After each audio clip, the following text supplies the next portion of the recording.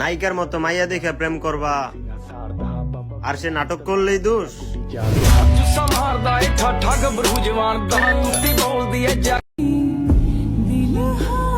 তোমাকে তোমার মতোই থাকতে দিলাম, আর নিজেকে খুব কষ্ট করে বুঝিয়ে নিলাম।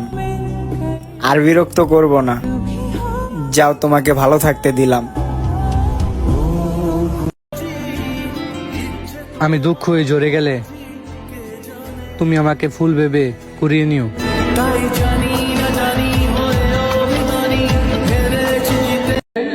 নিজের ফালতু আবেগ কন্ট্রোল করতে পারলেই জীবন সুন্দর।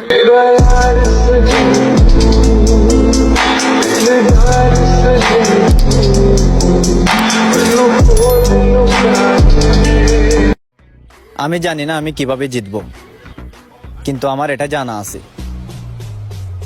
আমি হেরে যাওয়ার মানুষ না।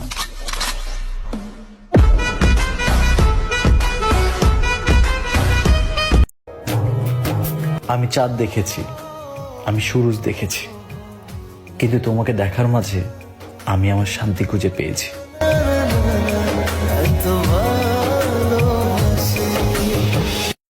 কি আর কম দুঃখের কথা, জীবনে এত দুঃখ যে বুঝতে আসি না কোনটার লেগে আগে কানমু আর কোনটার লেগে পরে।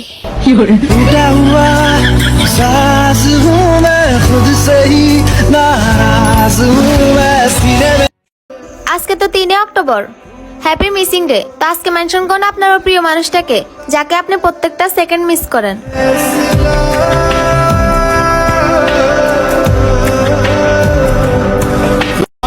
ওহে বেঈমান নারী, তুমি ধন্য, বেকার ছেলেটাকে ঠকিয়ে 60 বছরের আঙ্কেলের টাকার কাছে বিক্রি হওয়ার জন্য।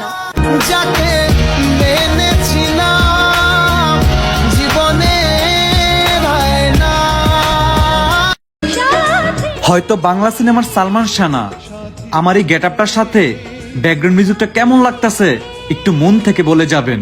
সাথী তুমি আমার জীবনে, সাথী তুমি আমার মরণে।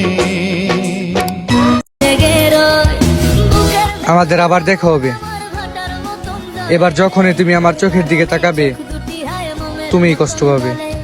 চাইলাম তোর আলগা পরশ দিয়া গেলি না, আমার থেকে তোরে তুই কইরা নিলি ভাই। চাইলাম তোর।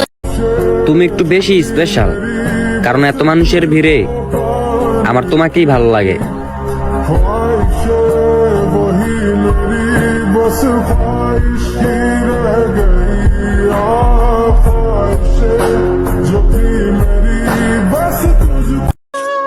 আমি কিন্তু আর কাউরে ভালোবাসি, আমি একজনকেই ভালোবাসি, এখনো বাসি। তোমাকে মানসিক শান্তি ভেবে খুঁজে পাই হাজারো সুখ, তোমাকে বেহায়ার মতো চাওয়া আমি এক মানুষ। শূন্যতার শহরে পূর্ণতা নাই, ভালো আমি বাসলেও সে কিন্তু বাসে নাই।